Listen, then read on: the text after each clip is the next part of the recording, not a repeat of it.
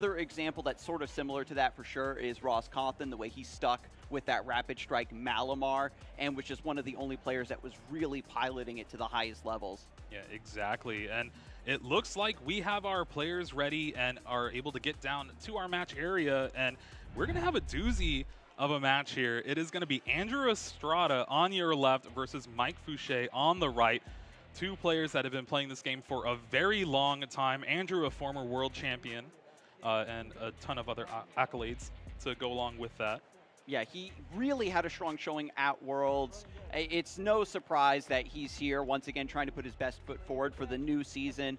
Mike Fouchet, both these players 4-0. This is what I want to see. I want to see the best of the best of the field currently rising to the top, and we're going to see what these players decided to bring. Are you going with your tried and true deck that you grinded with, that you brought to Worlds, that you're really practice on, or you're going to try to bring a specific meta call and try to get that counter, maybe even jump ship, right? Play that Arceus Flying Pikachu.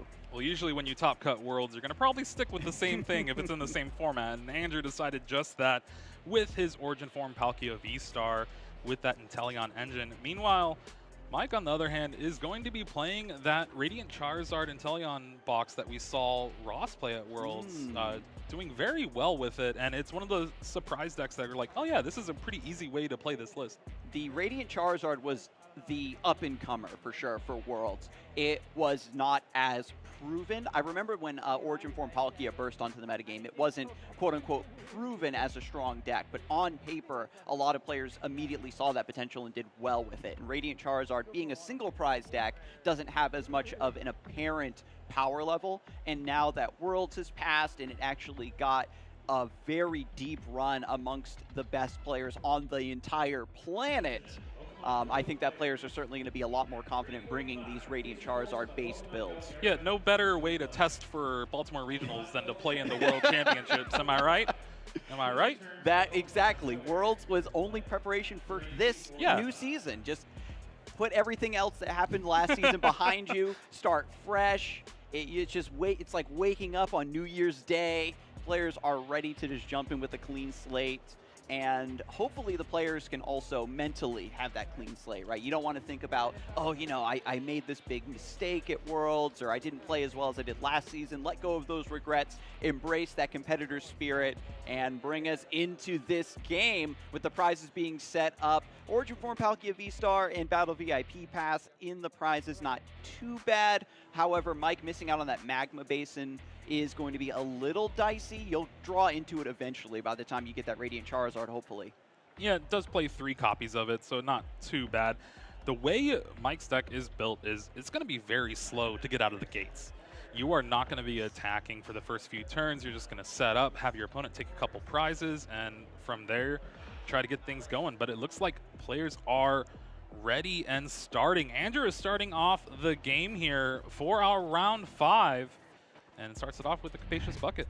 Capacious Bucket with Radiant Greninja in the active, getting that fuel for the Concealed Cards ability. Going to get some draw, going to get set up, and hopefully with the draws on this Radiant Greninja, we can find that Battle VIP Pass, and then this first turn's really going to open up. The Irida also being added to the hand, and a Battle VIP Pass in hand. It looks like, honestly, with just those cards, the entire turn 1 setup for Andrew is already complete. Yeah, well, you have the Irida for next turn, so that means Drizzile is automatically in your hand. So you're going to get that Sobble with that Battle VIP Pass, get that Origin Form Palkia V on the bench, and from there, you're really just sitting pretty. Mike Fouchet, meanwhile, with Sobble in the active.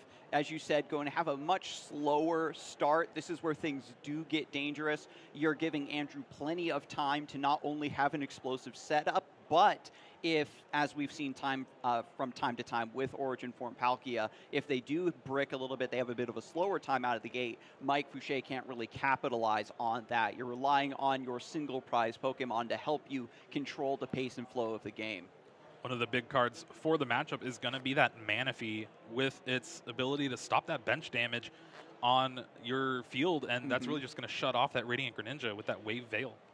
the Radiant Greninja with the Star Portal is always the biggest threat versus the single prize decks. You want to control the pacing of your opponent's prize mapping. You want them to be only taking one prize per turn, but having that Moonlit Shuriken, maybe knock out a couple Sobbles, means that your opponent's going to jump out ahead, mess with your calculations, throw your plans askew, and it can be very detrimental. We'll see how Mike Fouchet responds, has the Irida as an opener, going to get the rest of the setup here alongside these two Sobbles. Just a little bit more, and the Manaphy, thankfully, is found.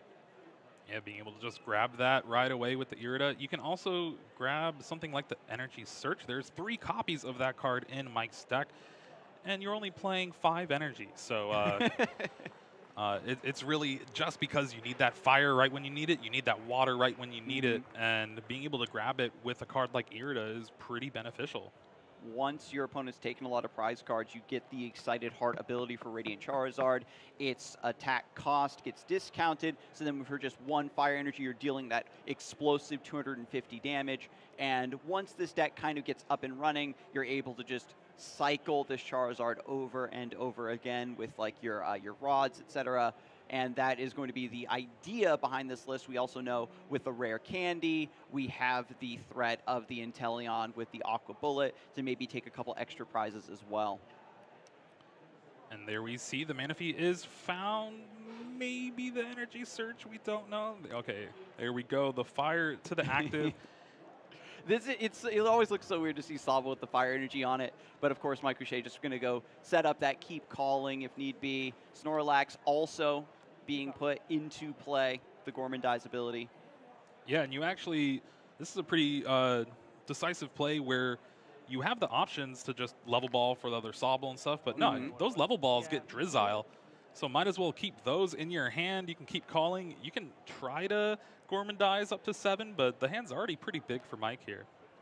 Once you get the fire energy onto an active Pokemon, you're looking to get that into the discard pile, of course. Just retreat this Sobble. You don't mind if it gets knocked out. You've got a couple others on the bench that are ready to go, and it's just after that initial setup, looks to be a pass coming up.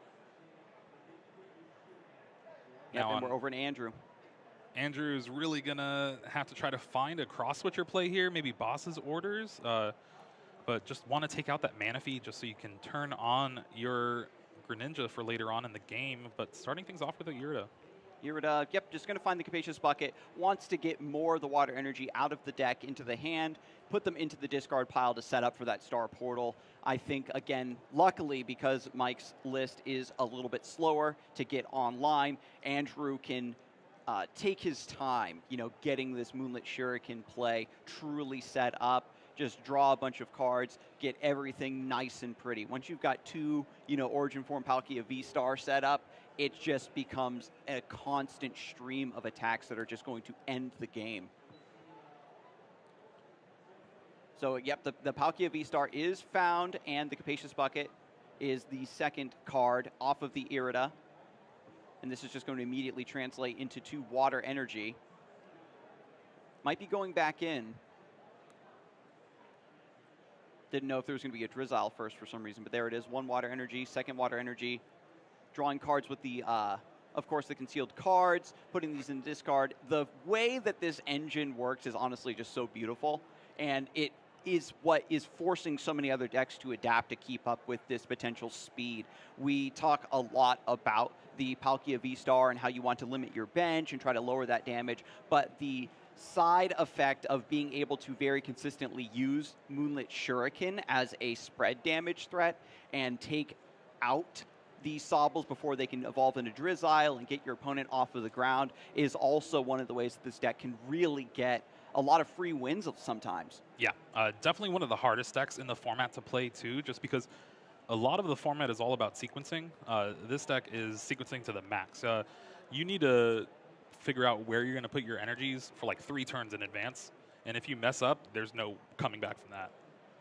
Once the energies are attached, then we've seen players have to do really awkward plays, right? Of, okay, I have to scoop up net to promote this so I can retreat it to put those in the discard pile. It becomes very messy when you have to use your precious resources to correct mistakes, correct those gameplay errors. But Andrew Estrada, as we know, is not going to be making any errors, is already focused in on exactly what he wants to set up. As you said, Jeremy, is just slowly building up the combination turn to bring up this mana fee and then get some knockouts, hopefully with the Moonlit Shuriken.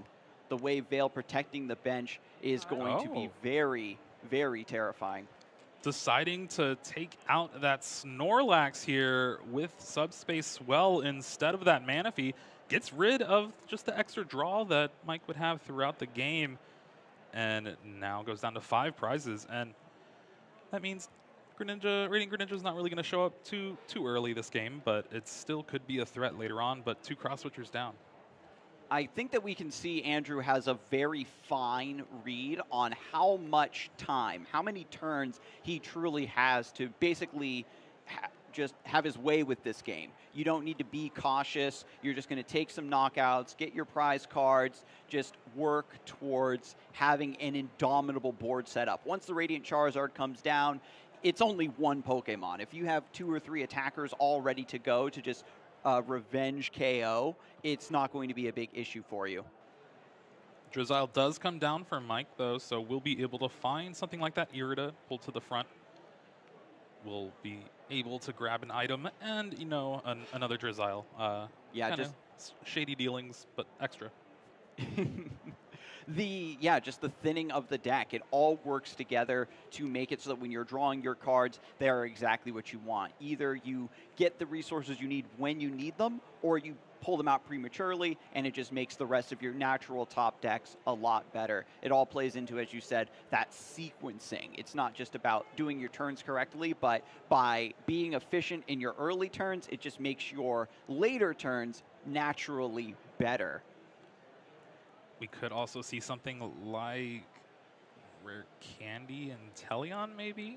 There is the 1 energy still attached to the Sobble. It could be a nice surprise play here.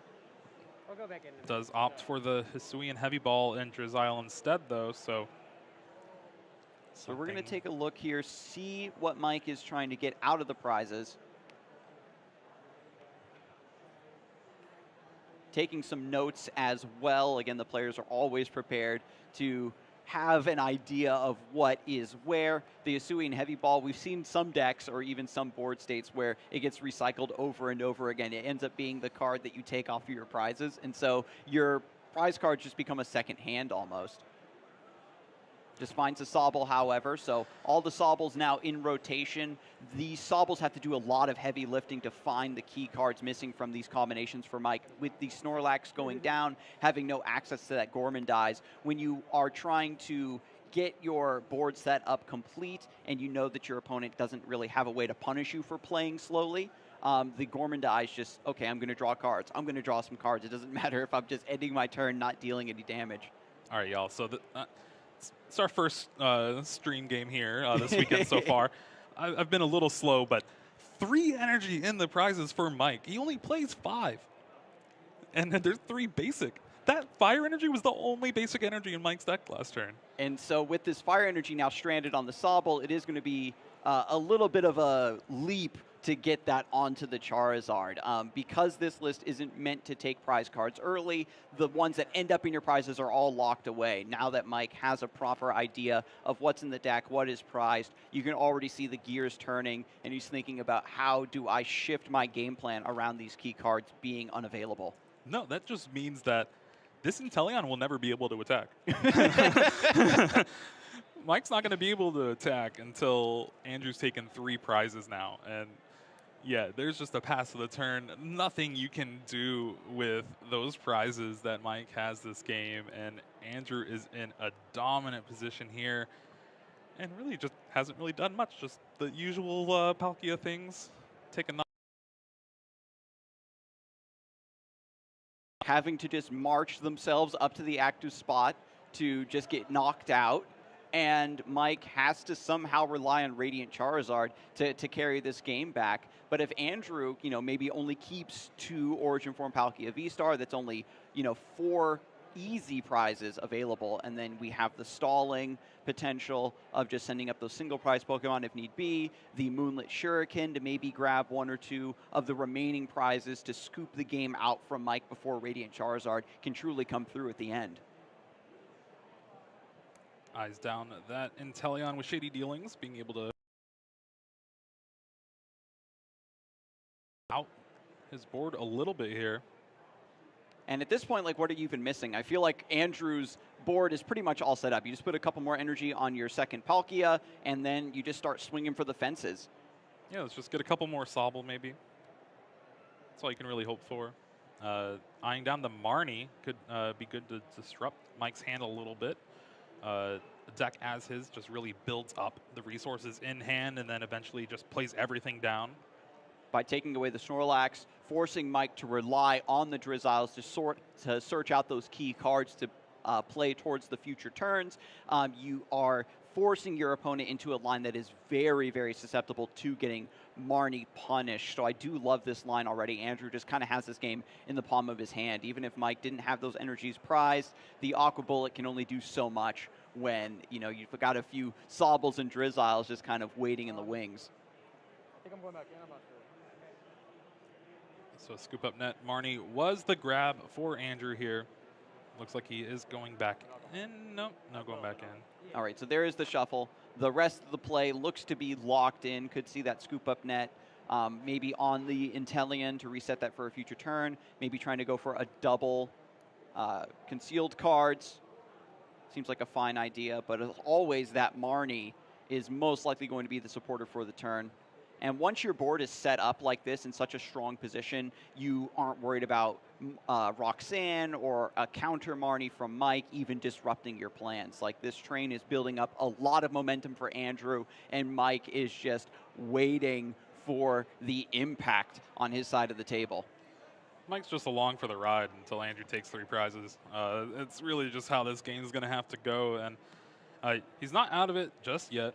Ultra Ball for the Galarian Zigzagoon, already trying to set up some additional plays around that Moonlit Shuriken. Having that extra ping of 10 damage is, you know, that 4th option to boost the Palkia damage if you absolutely need it.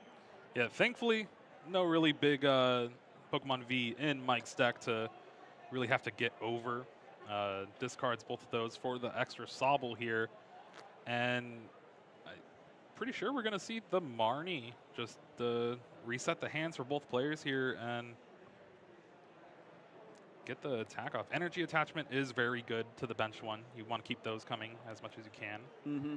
Andrew has had all the time in the world to get this beautiful, incredibly solid foundation. This is, after several turns of play, this is the optimal, like, board state that you want for your Palkia deck. And now Mike has to, you know, respond to this. When you're playing a deck like this that's built to fall behind and then come back, you have to be able to anticipate your opponent attacking you with full strength. Their deck is running at you at full tilt, and now with Sobble going down, at the very least, we've got a Fire Energy in the discard pile to maybe make use of later. But Drizzile has to be promoted here, and the hand is not looking too fresh for Mike. I am surprised, though. After a Marnie, I thought that it could be very detrimental, but the draws from the top are still looking pretty nice. Well, when your hand wasn't very good, when you put it to the bottom, can only get better from there. And speaking of full tilt, I think Mike's going to be tilting this turn at least. Not really doing much. Yet again, has that Clara. It's not really going to be beneficial. You got Quick Ball, the Irida can go grab you an Inteleon or another Drizzile, but that's just not really doing much for you right now. Mm-hmm. And Mike in a tough position, thanks to those energies being prized. Being unable to use any of the other, like, extra game plans that this list is capable of, especially when it's in such a tight spot, is just so detrimental for Mike. Finds the Radiant Charizard, but, you know, with only 2 prizes taken from Andrew, it's not the right time yet. Putting this in the hand now means that another Marnie could just put it right back in. It's very difficult to find the time for Radiant Charizard to come through when you are so far behind. Getting it preemptively is just Mike doing something for the sake of being able to play the cards in the hand. You know what I mean? To just thin through and look for some other options, or at the very least, look for the tools that can help him brace for impact here. There was a way Mike was able to get that Radiant Charizard powered up this turn with Raihan and then searching out that Twin Energy, but no way to get out of the active spot. So you see here, these Irida and Shady Dealings getting a lot of scoop up nets. So you can get out of there and attack with the Radiant Charizard next turn. If Radiant Charizard can swing in, maybe break, jailbreak some of those energies from the prize cards, get those in hand, then we can begin pivoting to a lot of other options. It's not just Charizard suddenly coming through and 1v6ing, 1v5ing here. It's you want the threat of Charizard and Aqua Bullet, those other attacks working in tandem to soften up targets, to take 2 prizes in 1 turn, that sort of idea. And Mike is struggling right now to basically unlock the other half of his deck. Oh, okay. Listen, I said Mike was going to have a slow start, but this is definitely a little slower than I thought. After the cut, Mysterious Tail finds the Choice Belt. The pieces are all being gathered up, right? The Charizard in hand, the Choice Belt, the Fire Energy now in the discard pile, the Raihan also being a threat. We've even got the Rare Candy. It's all there, but we need those energies. Yeah, the Drizzile ended up finding the Choice Belt. The Mysterious Tail finds that scoop up net. And yeah, we're most likely just going to see a pass of the turn from Mike here. Does have everything built up in hand, sees that Andrew played that Marnie last turn. Maybe you're not going to have another hand disruption, and here we go. When you are, building up all these pieces, Andrew sees it's all face up. It's all very telegraphed. And so now Andrew has the option to say, well, I can just jump through some hoops, get another Marnie, get some other disruption, or do I feel I can now withstand the Charizard? Now that I've got my second Origin Form Palkia in play with an energy attachment, can I just start taking more knockouts here? I've seen these Radiant Charizard decks look like all hope is lost, and then suddenly the opponent runs out of attackers and isn't able to get set up, but there is a scoop out of nowhere. Mike recognizes, yeah, the second Marnie's probably going to come. I don't have the resources to find these combination pieces back once again, and we're just going to try and shuffle and go again. The list was just unfortunately too slow out of the gate. I think that if the prizes are just a little bit better for Mike there in the first game, it looks entirely different. So hopefully here in game 2, Mike can show us a little bit more of what this Radiant Charizard box is capable of. Yeah, that was definitely rough for Mike there, but Andrew sticking to his guns, pulling out that win the way Origin Form Palkia V-Star only knows how, by attacking. When you know what your opponent is up to and you have all the time in the world to just get set up, it's just a matter of execution. And you already talked about it, Jeremy.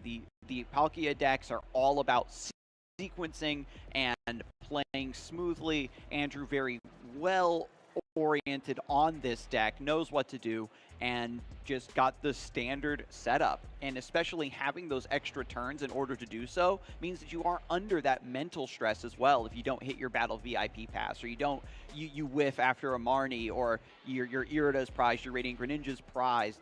Even those missing pieces, you have so much time to recover from even the clunkiest of starts. Let's go ahead and take a look at these players' prizes. Nothing too bad for Andrew there.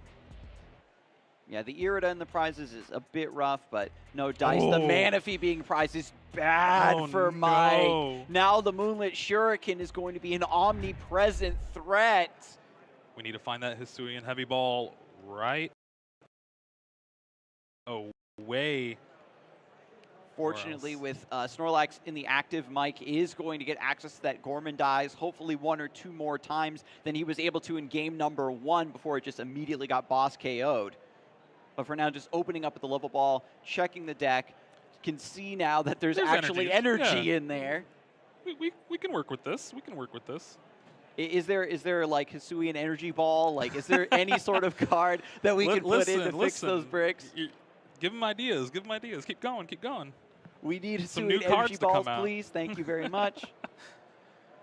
But now look at this already. The setup is looking a lot smoother, a lot more explosive for Mike. has the Gorman dies back up to 7 cards, and now it's over to Andrew. Is not going to be aware just yet that the Manaphy is missing, but at the very least, Battle VIP Pass turn 1 means you get the perfect combo, you know, Radiant Greninja right there. I thought you were going to say the perfect combo is starting turn 1 with Battle VIP Pass, because that is a perfect combo. Like, that's what that card does. That's what you put it in the deck for. I remember when Origin Form Palkia was like kind of first coming onto the scene, players were like, 4 Battle VIP Pass, kind of greedy, isn't it? Maybe I just run 1, maybe I just run 2. And it's like, no, 4 all the way. The ability for this card to become Radiant Greninja, Capacious Bucket, into et cetera, you know, even Irida being able to find the Battle VIP Pass when you're going second, it all just works together so elegantly. Yeah, if Andrew has an Irida, can grab another Battle VIP Pass and get this turn even better than it was. So Radiant Greninja is indeed the Pokemon of choice, along with the Sobble. Andrew, now with the Radiant Greninja, you're going to set this up no matter what because of the Concealed Cards ability. But once Mike, you know, takes a turn or two of not developing Manaphy, that's going to give Andrew the green light to immediately set up that Moonlit Shuriken. We'll see how aggressively he can discard these water energies to set up for the Star Portal. Think debating if you want to discard the energy or attach it. This is a big fork in the road for sure. I still go back and forth at times, just if I want to do it or not, and attach get the energy and on there. Marnie. Yeah. Okay, so we're going to go for the Marnie. Hopefully we'll draw into another energy. We can have it both ways here. And then just attaching to the Palkia V is a nice, you know, hedge. We've seen a lot of Origin Form decks have these abysmal starts where they just rule the region, you know, to get a stadium or something. But the Marnie does find another Battle VIP Pass. Does find the pass, but no water energy or bucket in sight. And honestly, the way this hand is shaping out, does have an Ultra Ball, so we'll be able to find a Drizzile, get things going next turn. Sure, but you're just lucky getting your 1-up. Yeah, it is going to be unfortunately not as explosive as Andrew was hoping, but I think that if we play out that turn like 100 times, this is the one that does. It is correct, I think, more often than not to attach and then Marnie rather than going for the initial discard to draw 2. Eyeing down the cards to grab now. It's looking like a Sobble, probably another Sobble. Yeah, having the double Sobble is great. This is the exact same bench setup we saw in the first game, and Andrew already knows, this is what I need to do. My opponent is going to let me do this at my own pace, at my leisure, so I'm just going to get it set up here, especially with Radiant Greninja. Needs to find a Capacious Bucket, hopefully next turn, right? We want the Drizzile to come through, Capacious Bucket, Concealed Cards, and Mike doesn't have the ability to punish the Radiant Greninja. There's not going to be any like boss KOs, especially with no turn 1 attachment on the Sobble, no cheeky Rare Candy Aqua Bullets coming through. That is a full bench here, and we're going to rule the region. Search your deck for a Stadium card. Probably going to find that Path to the Peak. It does shut off that Radiant Charizard, but that's really going to be the only thing you're shutting off in Mike's deck. Does find the Training Court instead. Training Court. I like this idea. You know that Mike only is playing very few energy, as we saw. The ones that are coming back from the discard pile aren't really going to assist him that much. And with the Training Court, Andrew is just going to start cycling water energy after water energy, and it's going to be amazing. This is what you want to see. You know that you can put a stadium in play that your opponent can't really use as well as you. There's just no danger there. But Mike opening up with Irida, hopefully finds the heavy ball as well. Yes, Manaphy. Is going to able to rescue that Manaphy. Because Andrew had a little bit of a slower start, didn't discard a ton of water energies, the Moonlit Shuriken was never a threat, but Mike is able to find the Hisuian Heavy Ball in time before that attack does come through as the ultimate punish here. Hey, you never know. It can get charged up in one turn quickly. Bucket, Concealed Cards into another bucket, maybe Ultra Ball. Happens fast. But Mike, again, just dodging a bullet here. No Moonlit Shurikens coming through, finds the Manaphy, also is able to take notes. Dodging a Shuriken. Yeah, dodges the Shuriken and is able to take notes on the prizes here, and now is going to be able to be that much more prepared for these upcoming turns. Drizzile comes through and is looking for... It's looking like an energy search for that water energy. Get things going for an Aqua Bullet maybe in the next turn. Yeah, so Aqua Bullet being on the table now was the missing piece in game number 1 for Mike. You're able to get some chip damage, set up for Radiant Charizard to have some easier KOs. Having the Aqua Bullet deal 120 is fantastic for, sniping down the Radiant Greninja, getting a little bit of chip damage onto a Sobble or a Palkia V, for example. Just make it that much easier for Charizard to come through. And with that Gorman dies, Mike's hand gets a little bit bigger. And Andrew's turn starts off with, looks like an Ultra Ball, yeah.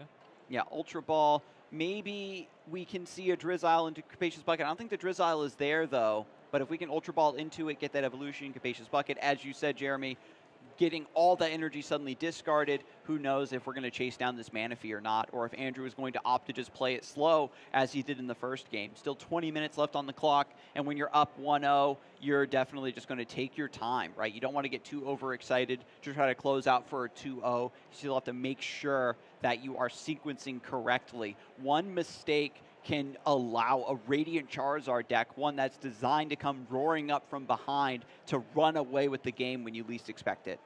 And Andrew doing everything perfectly here. You get that Drizzile for the Irida for Water Pokemon, and an item, the Water Pokemon, most likely going to be that Origin form Palkia V-Star. And then with that Capacious Bucket, you can draw some extra cards, get things going, attack for the turn. It's always pretty good to do. Beautiful. And of course, Mike, it has the bench filled up. It doesn't really matter how much damage Origin form Palkia V-Star is doing at this point. It's just going to one-hit knock out everything across the table. But Radiant Greninja is now a threat, right? If this Manaphy goes down, Mike might be forced to start using the Ordinary Rods, the Rescue Carriers, to keep getting it back, when normally you want to use those resources to keep cycling your Radiant Charizard. And this becomes like a really nasty fork to be on the other side of. Yeah, those two cards, off-concealed cards, were probably some of the worst cards in the deck for Andrew right now. Choice Belt, Quick Ball, not really going to do much for him here at this moment, but two Origin Form Palkia V-Stars hit the board, and with that, takes the knockout. So now the clock is starting to turn for that Radiant Charizard. Just a few more knockouts, and we can start seeing it do its thing. The clock is ticking for both players here. Andrew knows with every knockout, things get a little bit closer to those devastating Charizard plays, something like a Roxanne.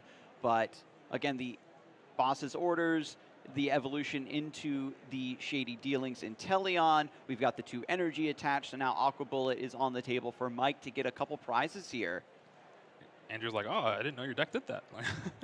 The rare candy, like even outside of these Radiant Charizard decks, has been a fantastic tech, I believe originating in Japan, being able to just rare candy into the Inteleon so that it gets you like your 2 cross switchers, for example, to have these really aggressive plays has been something that a lot of players have favored. And for this list to be able to do it, to include that package so naturally into its game plan, really bolsters that power even further. And it's looking like Mike is going to finish off the turn with an Aqua Bullet here, is going to try to set up a few more plays for the next couple turns. You see that Evolution Incense in hand to go along with cards like Tool Scrapper and Rescue Carrier, some cards you don't really see too often in a lot of decks this format, but Mike really pulling out all the stops in this Radiant Charizard toolbox. Yep, had to decide where that 20 damage was going to go onto the unenergized Palkia. And now with the threat of, Scoop Up Net, recycling this Inteleon, getting even more cards out of the list, the threat of Aqua Bullet, Andrew has to just respond. Sends up the Palkia that has the energy on it so he can get the knockout on this Inteleon, get that threat out of the way, and then suddenly Mike has an ability to perhaps crack back against this Pokemon V. Training Court as well. We saw Andrew pick that up much earlier, and now this is going to be a way to just get those water energy back out of the discard pile, send them right back in with the Concealed Cards ability if need be, just draw even more cards. When your setup is complete, you don't need it as much, but who doesn't like to draw cards? I'm going to go for the quick ball first. Hey, when you have a stadium that says draw 2 cards, I play that every time. That's basically what it does at this point, and you love to see it. Once you get your engine up and running, you have so much more freedom. We've seen, especially these Sobble engine decks, they become over-reliant on them, and so then the Jolteon memory capsule is like really shutting you down, or if your opponent's able to chase down your Sobbles before you can get use out of them, it really slows you down. But having the Training Court Radiant Greninja, the Crobat V, you have a way to work yourself out of these awkward hands. It's looking like Andrew is going to try to do just that, really just building out this board. You're going to be able to take the knockout on the active Inteleon and go down to 4 prizes. That's going to be 2 energy less for that Radiant Charizard whenever it comes out. And off the concealed cards, got a couple items. Those choice belts are really just sticking around. And then, yep, draws into a Capacious Bucket, finds more energy.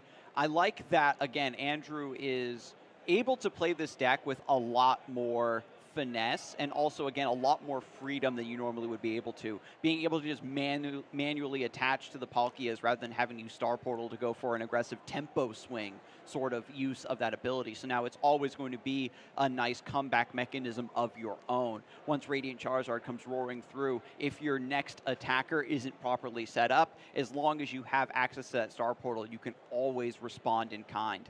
And Andrew, the whole turn, has been eyeing down this play of getting Marnie back in the deck thanks to Palpad.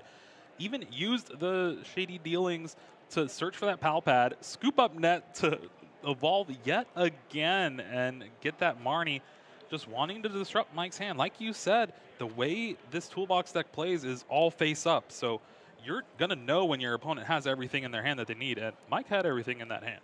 Now it's back to the bottom of the deck, and Mike has to start from scratch. Hopefully, you know, this single prize deck can slow Andrew down enough that you can reassemble this combo. But we saw it in game number 1. The hand got Marnied, and Mike knew that I'm not going to be able to reassemble my combo pieces fast enough for it to matter. And with Andrew also not just swinging away wildly at Mike's board to activate that Radiant Charizard, you are just preemptively set up to counter that once it becomes an issue. And with, you know, with the Training Court and Radiant Greninja set up, and Crobat V in hand, once Roxanne does come through, you have a lot of resiliency against that play potentially. There is the knockout down to 4 prizes, and with Mike's hand, actually pretty good 4 cards to draw. It's that Evolution Incense, you can grab an Inteleon. You have a Scoop Up Net, so you can pick this Inteleon up. And you got the Choice Belt Fire Energy, so really just a lot of things that you could use to do a lot of, to build up this attack this turn, but we'll have to see if it's enough. You get basically 3 trainer cards. And from this position, I think Mike is basically going to need to try to get the Radiant Charizard set up as quickly as possible. As you said, when you have the manual attachment of the fire energy, then you can have Raihan to get that second energy, and so the Excited Heart doesn't need to be fully powered up for an attack to still come through. And if you know that your opponent's going to be taking single prize knockouts over and over, if you force them to keep knocking out your Charizard rather than chasing down the Manaphy, rather than chasing down the Inteleon, the presence of Charizard essentially amplifies the threat of the rest of your board. These are such a great 2 cards from Mike here. Gets that Raihan rare, be able to get that Inteleon in play yet again this turn, but oh no, just quick balls it away. So by not wanting the rare candy for the Inteleon again, must have everything else. Yeah, everything must already be gathered. Radiant Charizard is Raihan finding the twin energy here, and with the Choice Bell and Scoop Up Net to switch it into the active, the combo has come through, and so here comes Radiant Charizard. Listen, you have that fire left in hand. It could just be a rare candy, but this turn has been insane for Mike here. Has the knockout on the active already, so now you're just preparing for next turn with this Shady Dealings. Yep, Combustion Blast, 250 damage boosted with the Choice Belt. Can take down the Origin form Palkia. 2 prizes will be going over to Mike. And now with the Shady Dealings Inteleon in the hand, you now have the natural evolution into the Drizzile to find, you know, the Rescue Carrier, the Ordinary Rods, etc., to get that energy and the Charizard back into the deck, fish them out, and get that combo going once again. These lists, having to repeatedly combo over and over again, becomes much harder to do as the game progresses, but this is where the best pilots are really going to shine. When you think that they aren't going to be able to pull off the combo and they manage to do it anyway, that is certainly the beauty of a list like this. So there's the 2 prizes going over to Mike. Now Magma Basin being part of the equation. Such a great turn for Mike there. Thanks to that Excited Heart ability off of that Radiant Charizard, being able to get that attack off, and now Andrew is going to be able to knock out the Radiant Charizard. It's weak to water. It only has 160 HP. You're not really worried about that. You're worried about, can Mike do this again next turn? If he does, it can get really dicey for Andrew. We want to see, hopefully, another Origin Form Palkia V set onto the bench. That way you can get the evolution into the V-Star and then Star Portal to immediately get it set up to attack. Once the Charizard becomes an active threat in the game, Mike immediately takes control of the pacing. You're forcing Andrew to also be able to consistently put together these attacking combos, now keep up with your aggression. Big Charm a little late to the party here. Andrew really needed that on that other Palkia V-Star. The 20 damage here is going to be a little easier to take the knockout. Also, you have cards like Tool Scrapper to get rid of it for Mike's side of things. And with Andrew here, is just going to need to try to cobble together another Palkia or another attacker at least. If this Palkia goes down and you don't have another one, you don't even have access to Star Portal to threaten Moonlight Shuriken to maybe get a couple prizes and still keep up your momentum. The danger of falling behind is now beginning to grow for Andrew as he looks through the hand, looks through the deck, is trying to figure out exactly how to map this. The Big Charm, however, does force Mike to find that extra piece with the Tool Scrapper in order to get that one-hit knockout, and perhaps could buy him an extra turn. I think we're going to be seeing the Star Portal here this turn eventually. Andrew looking through sees 3 water energies in the discard, which the Star Portal gets 3 water energies from the discard. So some easy math there. Does play the scoop up net though, so we're going to see another Shady Dealings. Drizzile coming through, still has to get a card to find a Palkia V. You need to have that repeated sequence of attackers available. But Andrew's actually eyeballing the Roxanne here, trying to disrupt Mike as much as possible. The Big Charm plus the Marnie means that Mike is really going to have to scramble to put together this next Radiant Charizard combo. And so Andrew is betting it all on the disruption here. Rather than having another attacker to take over for Palkia once it goes down, is going to just say, well, I'm going to stop my opponent from comboing altogether. We'll see if the Roxanne is able to do it. It's looking like Ordinary Rod might be the card eyeing down. But no, just the Roxanne here. So, like you said, that disruption, getting rid of that Inteleon in the hand for Mike. Right. Putting him down to 2 cards. And then with this Radiant Charizard getting knocked out, is going to have to rely on Mew to find Inteleon to get this engine going again. The round is winding down. Andrew wants to close this out for sure to make this a win and not a tie. Both players have decks that are very intricate regarding their sequencing and their abilities to search through with the Inteleon engine, and it's really riding on this next turn for Mike. Can you put together the Radiant Charizard combo from 2 cards in hand? Let's see what these are, Jeremy. Magma Basin and Energy Search, I think was that second card? Yeah. It's halfway there. Halfway there. I guess. And then all Andrew needs to do is just reach out and take this last prize card. The other piece is you have to consider is if I, knock out this Radiant Charizard, then I'm opening myself up to Roxanne. Is my current hand and board state good enough to withstand that? And there's the Star Portal. Goes for the preemptive Star Portal, knows that if this Origin form Palkia V-Star does leave play, you aren't going to have access to that ability any longer. So this means Andrew does not have the Palkia V, is hoping that this Roxanne is going to absolutely carry. And there's the KO. Picks up a Leon. Not really relevant in this matchup, unfortunately. But now Mike promotes the Mew, draws return Evolution Incense. What a draw from Mike there. That nets the Inteleon. And from there, you have shady dealings, and then now Mike's going to need to do a lot of thinking. I saw it. I saw the look on his face, Jeremy. As soon as you do that Evolution Incense, the possibilities exploded. Goes for the Mysterious Tail first. Another Evolution Incense. Another Evolution Incense is another lifeline to put this combo together. It's not just what pieces am I missing, but what pieces do I need to get those pieces. Inteleon to get Rescue Carrier, to get the Charizard back. Oh my goodness, this is it. We just have to trust that Mike knows how to put this together. There's Evolution Incense for the Inteleon. Looking for the Clara now. So Clara going to be very important as well for getting Pokemon and energy back from the discard pile. And then you just got to fish them back out of the deck and into hand. It's almost coming together for Mike, but you've got to remember, it's not just Charizard and the energy that is needed here. We also need to find Tool Scrapper. Tool Scrapper or that Galarian Zigzagoon Choice Belt. It's definitely a lot to ask for, but Inteleon gets you a lot of cards. Yep. So yeah, the pieces are there. The sequence just needs to happen. There is, of course, Training Court.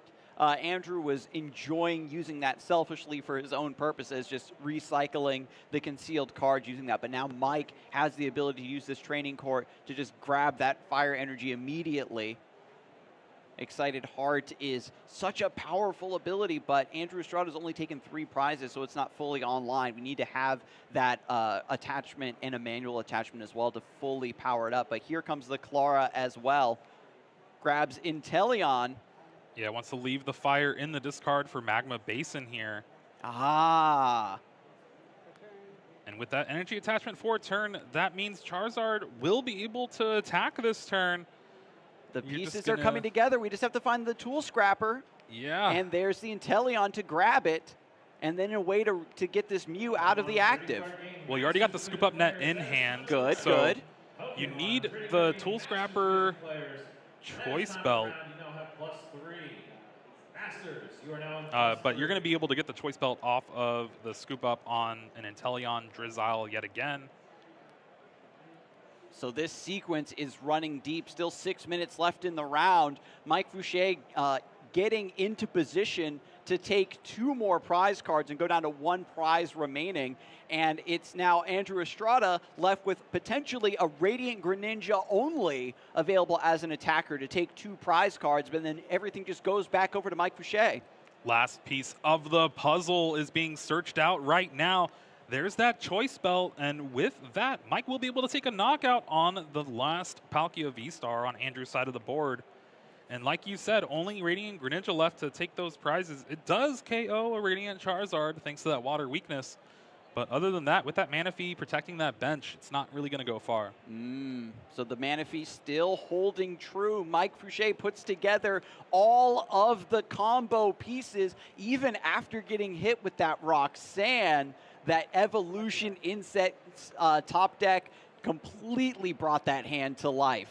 Yeah, did I say it was halfway there? I guess it was all the way, yeah. That hand was insane. Roxanne proving that it's not better than Marnie still, at least in my eyes. At this level of play, the players just know how to draw that perfect card off of the Roxanne. I think we see that on stream like more often than not, where the Roxanne seems to fail. Your opponent gets that one card that brings that hand, just sets it on fire with the Excited Heart ability. Set your heart ablaze, take those prize cards. Mike Fouchet going to take us to a game 3 potentially with only 4 minutes left in the round. Yeah, that was just insane turn for Mike. Searched out so many different things, and Now Andrew's going to have to put in a lot of work, is hoping to stick this path to the peak, make that Charizard shut off for the next turn. Maybe you get 2 attacks in, but you're going to need 3 knockouts for Andrew here to Mike's 1, and that's a lot of turns, especially with that Manaphy out. Mm-hmm. And the other thing, too, is you only have the 1 turn. If you have to shut off the Radiant Charizard, there's the threat, again, of the Inteleon with Aqua Bullet. If the Moonlit Shuriken gets taken off of the table, Andrew is just completely out of attackers, essentially, and Mike Fouchet is going to have, potentially 3 turns to put together another combination to take just a single prize. Anything that is in play now for Andrew is a liability. That is definitely true. There is a kind of cute play you can do with Canceling Cologne to shut off the Manaphy if it's in the active. Where Andrew can net 2 prize cards that way, but then you leave the Radiant Charizard on the board, so you're going to need Path to the Peak to shut it off so where it can't attack, hope that Mike doesn't have that replacement stadium. We'll have to see how that ends up, but that could be where Andrew's going for, especially with just 3 minutes left in this game. When you're this close to, again, the difference between a victory and a tie here for Andrew, you're going to go for the option that's going to give you the highest chance of victory, especially if the round goes to time and you get those extra couple of turns to be able to work out the final parts of your nefarious plan to take the W. I think that Andrew is already zeroing in on that line of play. Listen, there's the double cross switcher in hand. The Canceling Clone is in hand. We just need the Path to the Peak. Path to the Peak, a pivotal card that so many decks have relied on to bail them out of bad situations. Radiant Charizard goes back. Manaphy comes up into the active. Canceling Cologne turns off Wave Veil, so now the bench is vulnerable. Galarian Zigzagoon for 10 damage. Where's this ping going to go? And now, thanks to Origin Form Palkia V-Star passing the torch with Star Portal to Radiant Greninja, has the 3 energies available. Now drawing up to 6 cards with Dark Asset. One of these cards has to be Path to the Peak to complete it, and there it is! What a draw here from Andrew. Has everything needed to try to make this game actually count for him. Path to the Peak now turns off the Excited Heart ability of Radiant Charizard. Here comes Moonlit Shuriken to take 2 prizes. Now, can Mike knock this stadium out somehow? You have to go with the Drizzile Sobble. You have to, because Drizzile is an automatic out to that Magma Basin. Mew can't search for it. You need to get out of the active anyway. And what's the draw for Mike? A Fire Energy. This is not it. Is that it? You can attach to Manaphy, retreat. Mysterious Tail with the Mew only finds an item. I think you have to attach to the Manaphy, retreat to the Inteleon. There's no way for the other Inteleon to take a knockout, but if Andrew has the 1 boss's orders in his hand, then that's game over. And there's the boss's orders in hand for Andrew. The boss's orders is there. Andrew only needs to reveal this card to make sure that this game is over. As a 2-0 and not going to go to 2-3, finds a devastating combo to lock out Mike's ability to take this final prize card. Path to the Peak rearing its ugly head once again. Amazing stadium card, and Mike, even though he had the glorious top deck to get out of that Roxanne situation, isn't able to replicate that miracle. There is an escape rope in hand. Maybe bring up Crobat V to strand it. Well, Andrew's going to be able to choose who he brings up, so that Inteleon's going to be in the active spot. Opponent chooses on the escape rope. I'm just completely just racking my brain for any possibility at this point. But there is the escape rope. It seems to be the only option available for Mike, and time is ticking down. It looks like he is going to be turn 0. It's going to give Andrew a lot of time still to complete, the option of getting this final prize. 1 prize to 1 prize for both players here. Andrew has everything on the line. When you need these 19 match points to advance to day 2, you want the win. You don't want the tie. With that rescue carrier too, he had the Drizzile, but there's the Water Energy boss's orders, and with that, Andrew Estrada moves on to 5-0 here in Baltimore.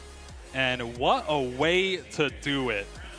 Using the Path to the Peak to turn off that Excited Heart ability when you know that your opponent is relying on just this singular attacker that's going to threaten your whole board. If you can find a way to counter that specifically, you are just safe. Absolutely safe. The canceling Cologne as a tech one of just came through against the Manaphy. You saw that play, Jeremy, and so did Andrew, and he followed through. Beautiful sequencing from both players throughout that entire 2 games. Yeah, that was just insane to watch. Unfortunate prizes for Mike game 1, but we saw there Andrew was well prepared and ready for this matchup in particular because, yeah, Manaphy's going to be everywhere. Might as well put that canceling Cologne in to get a few extra prizes when you can. It makes a lot of sense. Manaphy has been the key, again, to hold back that tempo of Moonlit Shuriken, catches up a lot of some other, cheesy spread decks. And I think that Urshifu was like trying to pretend to threaten